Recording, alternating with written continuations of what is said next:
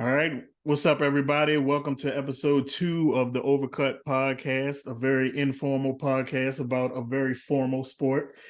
Um, Today we got same usual suspects as last week. You got myself, LG, you got Joe, What's going on?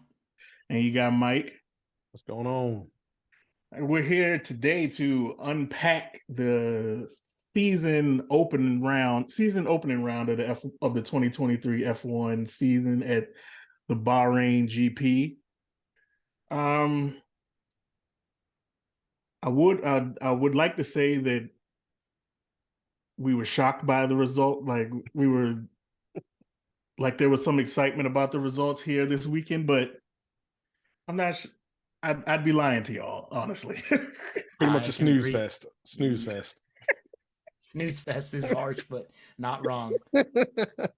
Yeah. So, what's you guys' takes on round one? Did you enjoy it? Did you a little bit enjoy it, or did you not enjoy it at all? Or you just glad that F1's back? Thanks for bringing that part up. Definitely glad. I enjoyed it because I enjoy every race, even ones where like, they're kind of boring. But Fernando doing Fernando things was a lot of fun. And kind of getting to smile at Ferrari's bad luck was kind of fun too. Yikes. Quick jab early on. Yeah, whatever. Yeah, I mean, I don't think none of us were shocked, 1-2, but as you can see by my behind me, my team didn't look so hot on Sunday either. We weren't having a lot of sparks flying with us this week, so I'm not sure how excited I am to watch my team, but it was good to see Fernando do Fernando things. That was probably the highlight of the day for me. Mm-hmm. You see what he said about Lance? Like they hugged afterwards, and he said that Lance was a legend, or he's his hero. He was Fernando's hero for racing with the broken wrist. Oh, that was pretty cool. I would probably say that was my boss's son out there. You know what? Yeah, you're right. Yeah, did he say that after he found out who hit him on lap 1? Yeah. I think it's still a mystery. Unless Fernando watches the highlights, I don't think they ever told him officially. They did not. Yeah. He did not. Yeah, they were adamant that he asked multiple times on the radio, and it was silence. I was surprised there wasn't any puncture or anything. I don't know how they got lucky and nothing bad happened, because you feel like anytime they touch at all, when there's a nose or anything with the front wing touching a tire, there's immediately a tire problem. Yeah, F1 gods was with them. I'm surprised. Yeah, I'm surprised that didn't turn into a bigger issue, probably ruining both of their races. But what about you, Lonnie? What do you feel? That Aston Martin it was strong. Yeah. I mean, to me, it's like race 1 is always weird because you can always tell who is better over the winner. So you don't really like the Red Bull picked up pretty much where they left off last year. They were clearly the best car, like by a good margin in their second half of the season last year. Because I mean, what did they win? Like 18 out of the 21 races last year or something like that. Something crazy like that. But it's like I didn't expect them to have such a gap over the field as they did, though, because they were about, what was it, Red Bull finished, like if you count both the Red Bull cars, they finished about 26 seconds ahead of third place. Yeah, I think they said it was like 38 seconds from first to third. Yeah, 38 seconds. And I think Max ended up lapping all the way up until the 12th position. Wow. Which was embarrassing. I mean, I've seen worse. But well, it was I was actually thinking that when it was happening, this is a longer lap where you don't see as much people getting lapped, where like the races where it's a minute 12, minute 17 for the lap, you get a lot of people getting lapped. It seemed weird for such a long lap for that many people to get lapped like that. Yeah. So I guess we could try to do a race recap of the of the Red Bull GP. Red Bull Dominance GP, yeah. It was just a showcase. It was just a showcase of their car. So I think what happened is everybody thought they had like Ferrari thought they had somewhat of a chance just with the tire situation at the beginning because Red Bull only had one set of the hard tires, which everybody seemed to think that the hard tire was the better race tire for the race. But so we had that. Charles actually started on brand new softs, which was really where he's supposed to get the pace at, right? Yeah, but I think what ended up happening is they're only thinking about the start. So Charles with the brand new softs, he had the best chance of passing at least one or two, possibly both of them going into the first turn. I think that's what they were banking on with the new softs, but he was able to get Perez, but nothing more than that. And then so then you come up to like turn 4, and then the Astons touch. And at that time, Fernando was ahead of one of the Mercedes already. And then I don't know, did y'all catch how they kind of try to put the blame on Fernando too during the broadcast? Because he was like on the inside part from the outside to the inside on the turn. Yeah. I heard that. Did you catch that? Like, granted, he did. It was a pretty aggressive line by him, but Lance was way back. It came he just came flying up the inside. Yeah, he flew up there. So it was like, I mean, I think the funniest part of all that is he's asking on the radio. Fernando's on the radio, and he's like, "Did they get a penalty for that?" And he has no idea it's his teammate who's hit him. I was wondering if the broadcast cut out their response or something, but we're just saying we're agreeing that they just didn't say anything. That's what they told him. Respond. They were just saying that the FIA didn't hand down anything, and he was like, "What?" He's upset, and they're just trying to coach him along instead of telling him what really happened. Yeah, it was funny.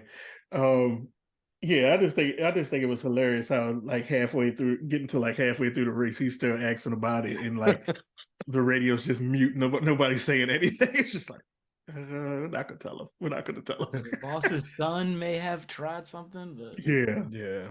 And then another thing I noticed on lap 1 is that Bottas got a pretty good start. He came from 12th to 8th on the opening lap. So vicious start for him. Yeah. Which is weird because that was a lot of times that was the knock on him. It's like he wasn't a good starter. Mm-hmm. Well, he didn't finish this week. I guess he did. He still finished in the points though, right? He did. Yeah, he finished 8th. Okay. So he came back a little bit. That's where he got on lap 1. So he got back at it, but yeah, I think that's about where they are with him anyway. As I told you last week, I'd love to see more of this, but I mean, I don't know if they can keep it up. Last year they looked pretty good the first couple races too, so we'll see what the rest of the season looks like for them. Yeah, and at the beginning of that race, it was Charles had the brand new tires on, but Max jumped out to like a 3-second lead before the DRS time. Quickly. And it was at that point, it was just like, I don't we talked about the start of the race. We didn't talk about Ocon not starting in the right position. Yeah. That was another thing. Ocon, and it looks like he had it right at first. And then he moved to get it. It was like, oh man. Yeah, it went from bad to worse quickly for him. Yeah. And it was not even like the fact that Charles couldn't get up to Max. It looked like it was the same thing with Carlos too. Like Perez just ditched Carlos too when Carlos was right there. Carlos couldn't make any inroads on trying to get past Perez. So Perez was just free to just torture Charles in there. It was just I think it was the DRS had been opened already, or it was available. It must have been lap 3 or 4 where the broadcast said that Max was lapping just under a second faster than everybody else the first couple of laps, which is why he was like up by 1.1 after the first lap, and it was just over 2 seconds after the second lap. So he was very clear of DRS by then, and it just On kept a getting worse. used set of tires, also, and I think right? you're on used tires. Wow. That's insane. That car's pace is insane. But yeah, and then the race starts to get going and all that, and then you what was it? It was who was it? Fernando that was behind. It was Fernando in between. I think Fernando was in between George and Lewis. Yeah, quickly When he got in front of George early. Yeah, George was complaining about Lewis when Fernando was still behind him. Yeah, because Fernando was behind George, and he was in. He was wondering. He was saying Lewis was holding him up. Yeah, Lewis was holding him up from getting away from Fernando. But you notice he was diplomatic. He was like, "Hey, is Lewis managing or is he having trouble?" Like trying to give him a space. But really, he was saying, "Make sure Lewis is driving as fast as he can. I'm about to get overtaken." But I think he wanted to buy. I think he wanted them to let him buy Lewis. Yeah, is what he wanted, and it's not happening. Not now. But it was weird because like you could they said on the radio the broadcast, they were talking about how Lewis was trying to manage the tires, and I guess that's why George's probably went off so quick, because he was trying to keep Fernando behind him the whole time. So yeah, because what was it, like on lap 12, George was like, the tires are gone, and then that's when very early. He was the 22 laps in. He said they were gone. Yeah, it was crazy. And then what was it? Soon after that, when the first round of pit stops started, was it Ferrari double stacked? I remember Ferrari double stacking. I was impressed. I was very worried, but I was impressed. That was great work by them. Yeah, they worried me with anything, but but they were pretty smooth on the double stack. I'm like, yeah, I love the double stack pit stops, man. It looks I don't know about y'all, but I love them, especially when they show you the view from above. Yeah, that's the view. That's the shot. Which of course Sky didn't show on Sunday. They just showed the Jackman's view. Like, man, we're right one. Well, I have a love-hate relationship with that because I've seen my team botch it pretty bad and put the wrong set of tires on each car. So wow, yeah, that was that when George was racing? Yeah, last year. Was it last year or year before last? Year One before of the two. last. Yeah, it was the year before last when George was filling in, wasn't it? Well, that was in 20. Then that was in 2020. That was it was awful, and yeah, I didn't want to see Mercedes do it again. Bad. I didn't want to see it happen again. Yeah, no, I'm always rooting for the double stack to work because it looks so cool. Yeah, the double stack is cool, man. And then well, tell people exactly what the double stack is, just in case they're new. So if you don't know, the double stack is, in Formula One, each team has one pit stall. It's not like any other racings like NASCAR, where every driver has their own pit stall. So each team has one pit stall, but if you want to pit both of your cars at the same time, you really have a lot of planning has to go into it, because you can't double stack if your drivers are too close to each other, because you got to have time for the pit stop, which is usually 2.5, like between 2.5 and 3 seconds for a good pit stop. So they need to be in between that time. So what happens is the first car will come in, pit, they'll go out, and then they try to time it as to where right when that car is coming out, the new one is coming in. The next one is coming in. And they usually have both sets of tires there for the teams. That's the way it's supposed to happen. But we've seen it not happen that way before too. Tires not being ready for people in the pits. So a good double stack is nice and choreographed that way. Yeah, so smooth.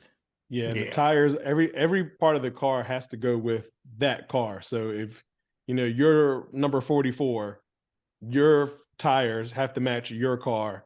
And if you're number 7, those 7 tires need to make sure it goes on the 7 car. So it can get a little mixy when you're rushing that way. Yep. Yeah. And then so after that, who was the first one? Oscar. Poor Oscar. First Yeah. race of his career. So they thought it was a steering wheel thing. So he Yeah. came into pit and they switched out to steering wheel, but that wasn't the problem. So yeah. So He power actually- unit. So he races for McLaren. Yeah, so McLaren had a tough day. I think The worst. at one point I thought they were going to have to retire both of the cars because I mean, did y'all think that Lando was going to even finish that race? No, not at all. I mean, when I heard something about hydraulic air or oxygen, or I was like, "What? I've never heard of that before." And he's coming in like what? He pitted twice in the first 18 laps. 18 laps. Yeah. And I mean, I think we were talking about it. Like, what was the point when he was 2 laps down, other than I guess just getting data for McLaren for how the car even works? I guess is that why he stayed out? I don't know. I would have saved the car personally. Yeah, at least he didn't crash it. I think this early in the season, I think they just used that last like 75% of that race for data collection, really.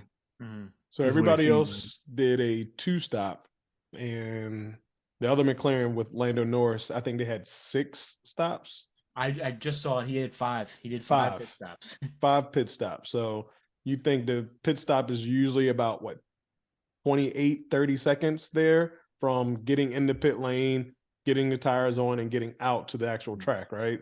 Something like that. Yeah, it's a lot of time lost. Different for every track. It's about mid-20s. Some tracks are shorter, some tracks are longer. But it could be different for each track. But yeah, it's a lot of time it's a lot of time on pit lane. Yeah, which it sucks because if you watched it, like when Lando was around, like the lead cars, he was keeping up with them. Yeah, he had good pace. That's right. But so that sucked for him. So I mean, maybe there is some pace there, but it's going to be like midfield. I mean, who's not midfield right now? Yeah. Honestly, it's like say Ferrari is like clear. It's like at this point, it seems like there's 2 midfields. There's like a top midfield, yeah, and then there's the bottom midfield, and that's everybody else. And then there's Red Bull. Top will be, I guess, Ferrari, Mercedes, and now Aston Martin. Yeah, I'm gonna have to see a little more before I officially say Mercedes is in that, because it seems like Ferrari and Aston for sure, and I want Mercedes to be in it, but I guess we'll see. I think those upgrades are going to help them. At this point, I have more faith in Mercedes than I would Aston. Yeah. This is a good point, especially after what we saw last year for how bad it was. And not that they got all the way to the top, but they won a race last year and they were very competitive, the second half of the season. So I guess we can hope for that. Yeah. So we got to the double stack. Yeah. McLaren fumbling the bag. Yeah, this might be a way too early something about free agency, but is Lando gonna force his way out? This sounds like a prime, young talent who's real good, but on a bad team, forcing himself to somewhere else that might happen. I think it might be too early. And then where would he go? Where are you gonna go? Yeah, I mean that too. Yeah. You don't want to leave somewhere where you're like the clear number 1 and then go to being number 2 somewhere, I mean, you're not wrong, but he should have won a race in 21. That rainy race, remember? When he didn't change the tires? And then he was good last year, just Ricciardo was bad. And now if they end up finishing 8th or 9th or even last somehow in the constructors, I mean, that's going to be really hard for him to swallow. So I'm with you about where the hell does he go, but that cannot feel good. Yeah. So you want to talk about Ocon? I do. I didn't think the season was going to start. I mean, I told you last week, Pierre and Ocon are going to be mad at each other at some point. I didn't realize that Ocon was going to do it all himself, and then everyone's going to get mad at Ocon. But he parked poorly at the beginning. He got a 5-second penalty for that, and then when he was supposed to serve it, so when you serve penalties during a race, you have to, when you come into the pits, you park in your pit box, but no one can do anything. You have to sit there until you serve the whole penalty. Well, apparently he didn't sit there long enough, and then they started doing the pit stop, and then he left like it was normal. So they got investigated for that. He also got investigated for speeding in the pit lane. So he got a penalty for that as well.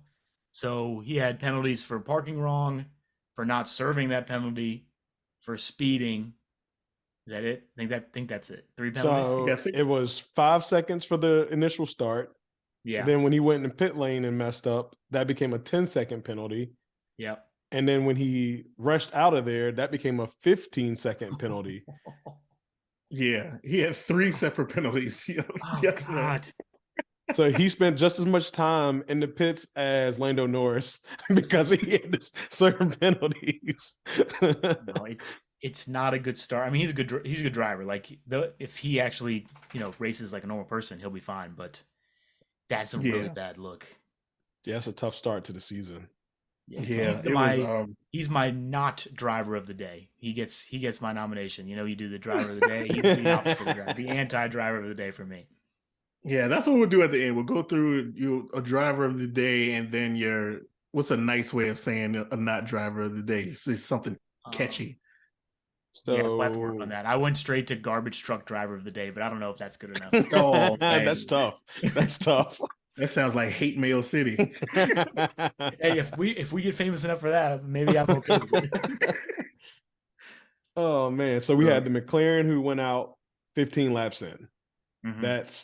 That's bad. Ocon penalty after penalty.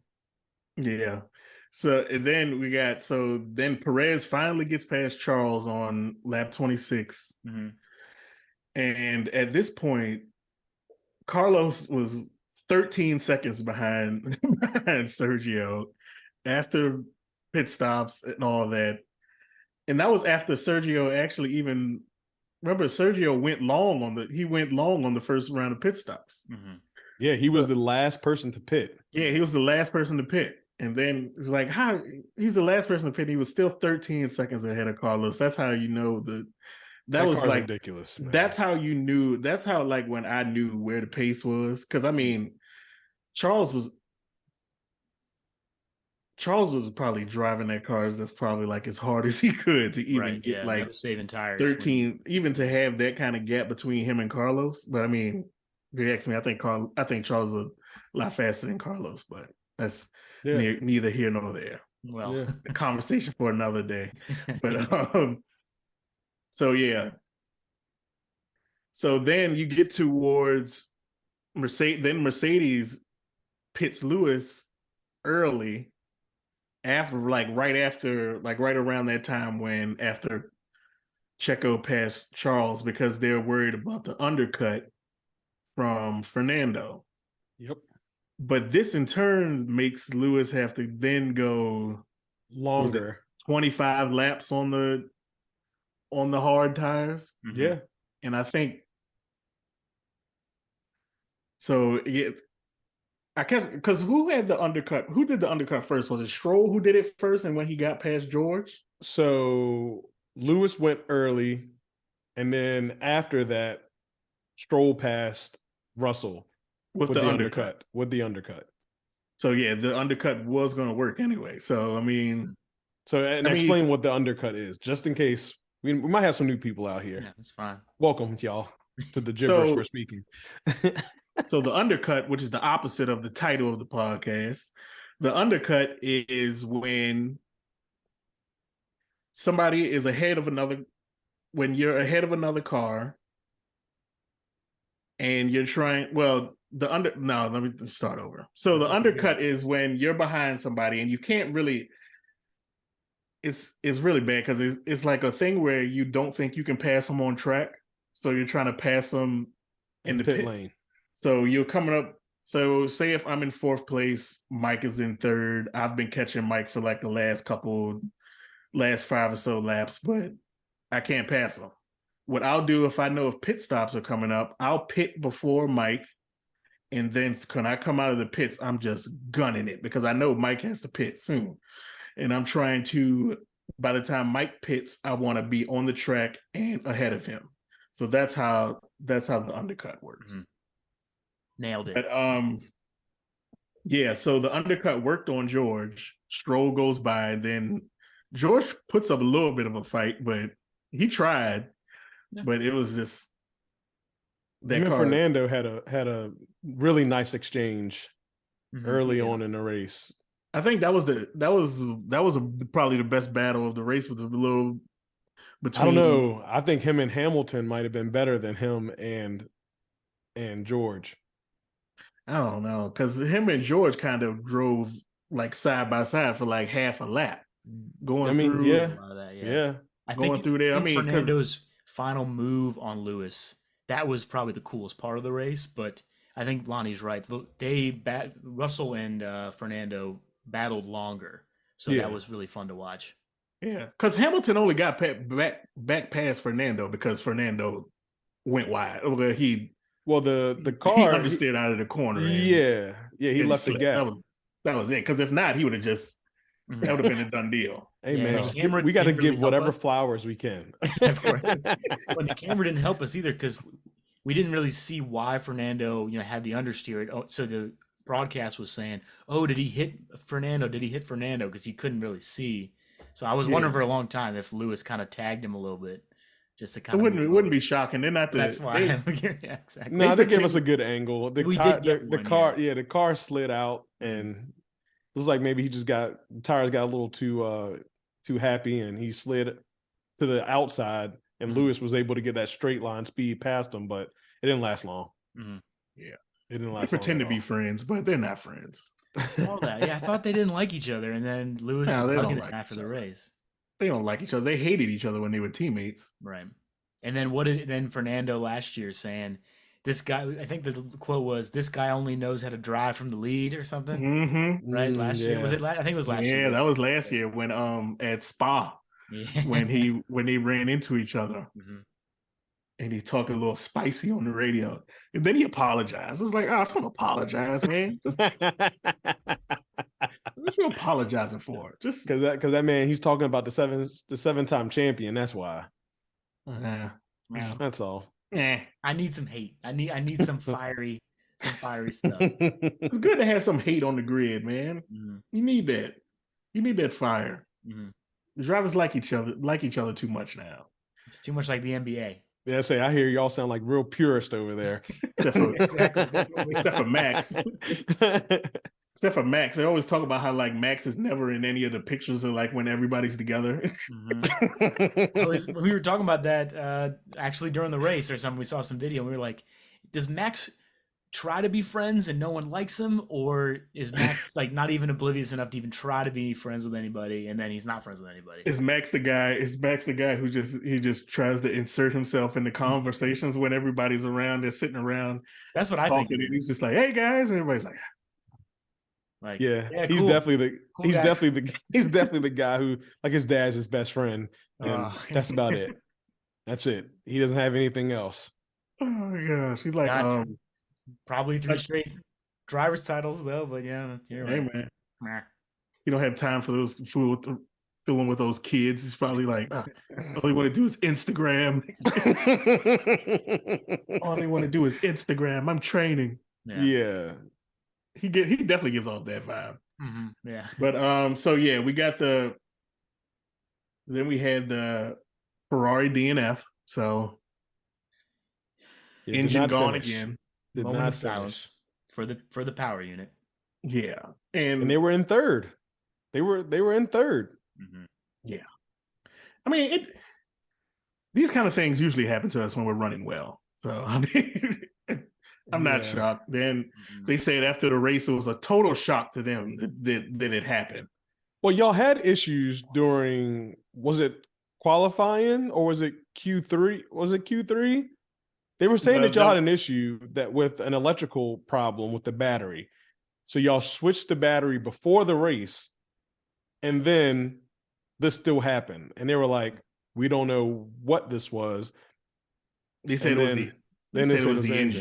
Then they said it was the engine. So the battery they switched out, the battery was good. But it's crazy because it was like they logged all those laps during testing on all those engines, all those Ferrari engines. You got Ferrari engines in the Ferrari, in the Alfa Romeo, and in the Haas.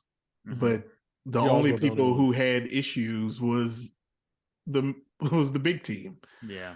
So I mean, it's unheard of. I don't know. It's just like same story all over again. So then after that was virtual safety car came out. I know everybody was hoping for a full-on safety car. So I mean, just to give background on that, what a safety car is here, on normal, I guess they don't call them cautions in Formula One.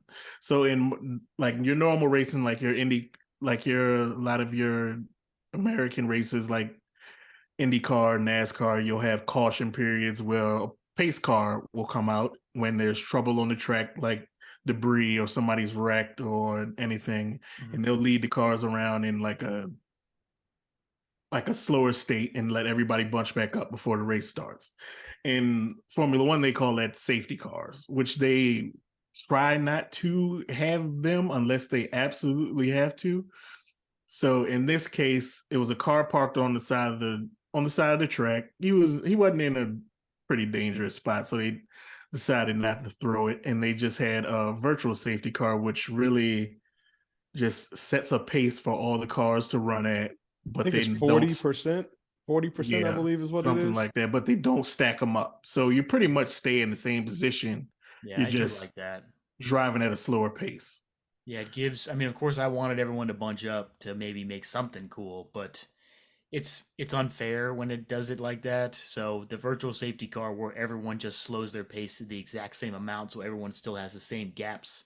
I mean, it is the fairest way to do it. If at any point they can do it that way, then it's the better way to do it. It's only unfair if it's Abu Dhabi for the title. And only letting certain cars unlap themselves and other cars not unlap themselves. Now that's where we got to talk. Oh my God. Trauma flashbacks here. Yeah. But I think other than that, I guess the later stages of the race were pretty pedestrian. Like not much happened. It was. Yeah, I mean, Gasly finishing 9th, Albon in 10th. Those were two cool things. And I think Gasly actually probably had one of the best races in general because he was way back there. Right. Yeah, he started last, right? Yeah, 20th. Yeah. So he had a heck of a race. He can't be mad at that finish at all. Yeah. And but so your boy Logan Sargent had a good race. He did not crash. It wasn't bad. As we said, that is a win. He did well. I thought he did well. Yeah, 13th, he was like 8th or 9th, and I was texting with some friends. I was like, man, if Captain America finishes the points, we gonna riot. But that's okay. That's okay. Was it 13th or something? No, he finished 12th. 12th, yeah. That's not bad for your debut. Agreed. It's not bad. And pretty close to Albon, who obviously has been racing for a long time in a lot of different cars. Like Albon's a good driver. Yeah. So that was kind of what I wanted to see if Logan was anywhere near Albon, and technically he was, so that was nice to see. Yeah, he was the best finishing rookie. He beat DeVries. Yep. Mm-hmm. So DeVries is good. He's a good driver. So yeah, so positive. And then who got fastest lap? Was it Zhou Guanyu? Yeah. Okay, yeah, he pit on I think a second from the last lap. Got those Ferrari fresh made the softs call on. down. Got those fresh softs to go ahead and steal that point away from Red Bull. Yeah. Ferrari made the call down, say, hey. And actually, I don't even think Red Bull had that. Take that. Yeah. For the new F1 people, fastest lap gets you 1 point in the championship, but you have to be in the top 10 at the end of the race to then get that point. So Zhou Guanyu finished 16th, so no one got a point for fastest lap this race. Because before that, it was Gasly who had it. Oh, so he would have gotten that point because he was 9th. Okay. Yep, he had it. So they stole it. Yep, they stole it. No, my Alpines. Yeah. So you got. I'll go over the top 10. So you got Max. Of course, Max Verstappen won. Finished P1. Then you got his teammate Sergio Perez finished in second. Then you go on rounding out the podium. You got Fernando Alonso, followed by Sainz, Hamilton, Stroll. And then you got George Russell finishing 7th, Bottas coming in 8th, Gasly 9th, and the end of the points finishers was Alex Albon, who finished in 10th. So that's your top 10 for this week for round 1. If you guys had to pick who was your driver of the day? Who would you go with? I'll say you go, Joe. All right, well, I may steal yours because I'm going with Fernando because one, the broadcast really only showed him anyways. Not to hate on the broadcast or anything, but we saw a lot of him, and I really liked what he did with Lewis. So Fernando for me. I would say Fernando also, and you are definitely right. He was the darling of the cameras on Sunday, but I think it was because he was really the only person competing. Yeah. So I would have to say Fernando. Yep. Okay. Lonnie. I'm going with Gasly as my driver of the day. I can't be mad at it. I was thought about changing my pick after Joe. Because I said reason being because he started last. Mm-hmm. First race with a new team. Gained 11 positions, finished in the points, which that's not a thing that happens in Formula One a lot. To start from dead last and they finish in the points if you're not one of those top tier cars. Mm-hmm. Yeah. So that was great for me. So now you just have to do the opposite. Who was the non-driver of the day? Ocon. Yeah, we knew my answer. Garbage truck driver of the day.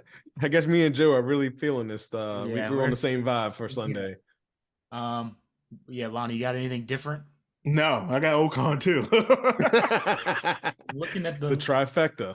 The list right now, I mean, maybe you could say Hulkenberg because he started in what, 9th?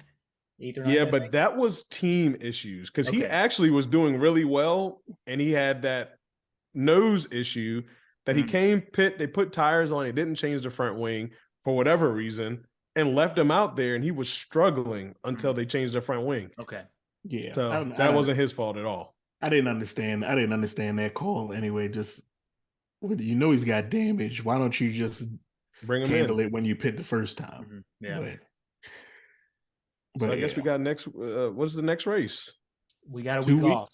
You got a week off. Saudi Arabia in the race is on the 19th. So another night race. And but we're street racing this time. Mm-hmm. This is that so Mick won't be there, so the wall should be protected. Yeah, keep your eye on the rookies to see if anyone crashes in qualifying. So I guess we'll be seeing y'all soon then, right? Yeah. So we'll come back with another recap after Saudi Arabia and subscribe, like our videos, comment. Things. And share that thing for us, man. Share what did the YouTubers say? Like and subscribe. Do all those things. Yeah, there you go. Like and subscribe. And comment. Nice ones though. Please. Yeah. All right. We'll talk to y'all later. All right, y'all.